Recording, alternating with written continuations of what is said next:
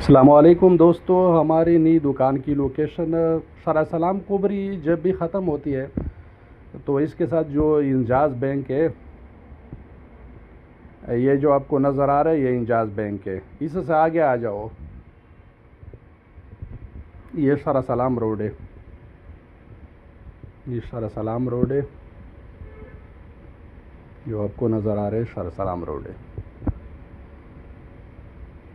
یہ انجاز بینک ہے، یہ انجاز بینک ہے۔ اس سے آگے آ جاؤ، سیدھا آگے آ جاؤ۔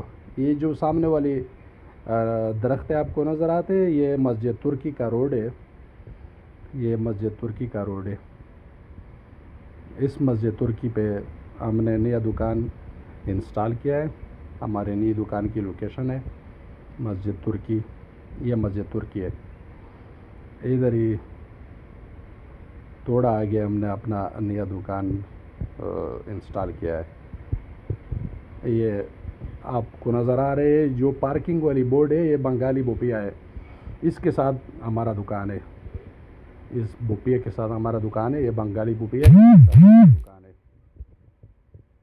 یہ مسجد ترکی ہے، یہ